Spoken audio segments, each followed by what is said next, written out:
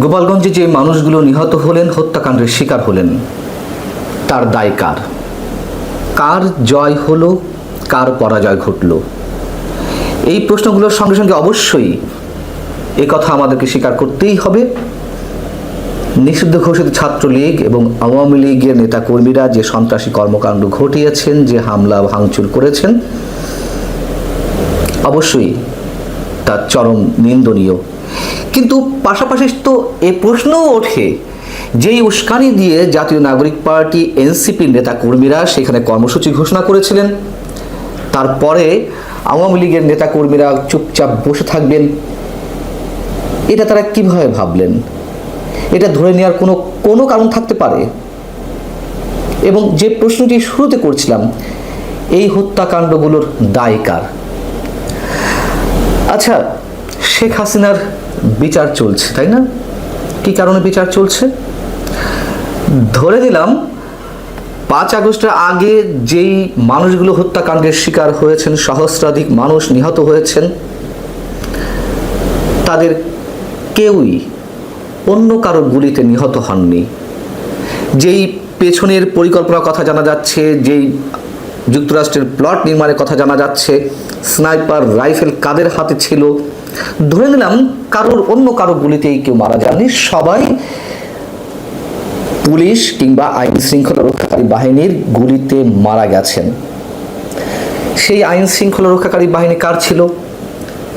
শেখ হাসিনা সরকারের ছিল। তাহলে সেই গুলির নির্দেশ শেখ হাসিনা দিয়েছেন এবং নির্দেশদাতা হিসেবে শেখ হাসিনার বিচার কার্য চলছে। তাহলে প্রশ্ন হচ্ছে, এখনকার পুলিশ সহ আইন শৃঙ্খলা রক্ষাকারী বাহিনী কার?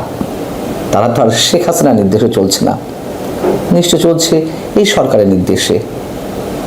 এই সরকার কার? ডক্টর মোহাম্মদ ইউনূস সাহেবের। তাহলে এই যে মানুষগুলো হত্যাকাণ্ডের শিকার হলেন, কার নির্দেশে গুলি চালানো হলো? এখন তাহলে বিচার করতে হবে কার? যে মানুষগুলো নিহত হয়েছেন, সেই নিহতর খবর আমরা দেখলাম সন্ধ্যা 6:30 7টা পর্যন্ত কোনো গণমাধ্যমে এ সংক্রান্ত কোনো খবর নেই, কোনো অনলাইন পোর্টালে নেই, কোনো টেলিভিশন চ্যানেলে নেই। সন্ধ্যা 6:30 7টার দিকে একযোগে অনলাইন পোর্টালগুলোতে নিউজ হলো যে গোপালগঞ্জে সংঘর্ষে 2 জন নিহত হয়েছেন। কালের কণ্ঠ 3 জন লিখেছে, হয়তো আজকের পত্রিকা 4 জন লিখেছে। আমরা যেটুকু খবর পাচ্ছি, নিহতের সংখ্যা সম্ভবত এর চেয়ে আরো অনেক বেশি। দুপুর থেকে সংবাদ পাচ্ছিলাম যে কতজন নিহত হয়েছেন, কতজন আহত হয়েছেন, কিন্তু সে 3টা, 3:30, 4টা থেকে কোনো গণমাধ্যমে কোনো খবর ছিল না। এতগুলো মানুষের দায়ভার, হত্যাকাণ্ডের দায়ভার কার? এবং কেউ কেউ হয়তো প্রশ্ন করতে পারেন, শুরুতে বলছিলাম যে আওয়ামী লীগ সন্ত্রাসী কর্মকাণ্ড ঘটিয়েছে বা ঘটাচ্ছিল, তাহলে কি পুলিশ বসে থাকবে? গুলি তো তাকে করতেই হবে। তাহলে তো শেখ হাসিনার ক্ষেত্রেও একই কথা প্রযোজ্য হতে পারে। 5 আগস্টের আগে যে সারা দেশের বিশৃঙ্খলা, যে অরাজক পরিস্থিতি, তার নিয়ন্ত্রণের জন্য শেখ হাসিনা গুলি করার নির্দেশ দিয়েছেন।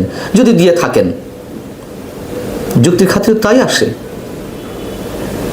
এবং ঠিক একইভাবে তখন মেট্রো রেলে আগুন দেওয়া, বিটিভি ভবনে আগুন দেওয়া, যে ভাঙচুর, এবং সেগুলো তো এখন স্বীকারোক্তি সরাসরি এনসিপি, জাতীয় পার্টি, শিবিরের নেতারা দিচ্ছেন, জামাতের নেতারা দিচ্ছেন। পুলিশ হত্যা করে ঝুলিয়ে রাখার কৃতিত্ব নিয়ে প্রতিযোগিতা চলছে। তাহলে শেখ হাসিনা তখন গুলি নির্দেশ দিয়েছিলেন, যদি দিয়ে থাকেন, তাহলে তো অপরাধ কিছু করেননি, তাহলে তার কেন অপরাধ, মানে তার বিচার হবে? আর যদি বিচার হতেই হয়, তাহলে 16ই জুলাই যে হত্যাকাণ্ডগুলো ঘটলো, আমরা স্পষ্ট দেখলাম যে গুলি করা হচ্ছে আইন শৃঙ্খলা রক্ষাকারী বাহিনীর পক্ষ থেকে। বিচার কি হবে এইগুলোর? যেমনটি আমরা প্রশ্ন তুলেছিলাম 16ই জুলাই, ঠিক 2024-এ আজকের এই দিনটিতে আবু সাইদ হত্যাকাণ্ডের শিকার হয়েছিলেন, তাকে পুলিশ গুলি করছে, রাবার বুলেট ছুটছে, তখন তো আমরা পুলিশের বিচার দাবি করেছিলাম এবং সেই বিচারের সূত্র ধরে মানে দাবির সূত্র ধরে শেখ হাসিনার বিচারও অনেকে করছিলেন। সরকার একটি বিবৃতি দিয়েছে, ঠিক 5 আগস্টের আগে শেখ হাসিনা সরকারকে যেভাবে দায়ী করা হয় যে এইভাবে মানুষ মরছে, সেই সম্বন্ধে একটি কথাও উল্লেখ করা হচ্ছে না সরকারের বিবৃতিতে।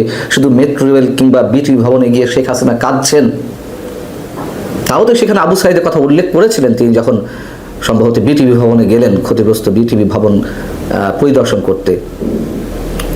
কিন্তু সরকার যে বিবৃতিটি দিয়েছে সেখানে তো এই হত্যাকাণ্ড নিয়ে একটি শব্দও নেই, যারা নিহত হয়েছেন তাদের উদ্দেশ্যে কিছু বলেনি। কি বলা আছে সংক্ষেপে যদি একটু বলি, গোপালগঞ্জে যে সহিংসতা সংঘটিত হয়েছে তা সম্পূর্ণরূপে নিন্দনীয় ও অমার্জনীয়। শান্তিপূর্ণভাবে 1 বছর আগের বিপ্লবী আন্দোলনের বার্ষিকী পালন করতে আসা তরুণ নাগরিকদের উপর এমন হামলা তাদের মৌলিক অধিকার হরণের শামিল। এনসিপি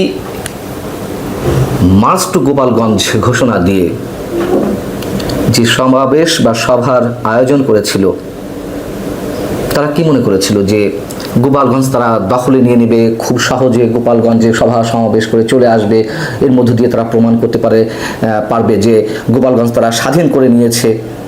এই ধরনের পরিকল্পনা ছিল?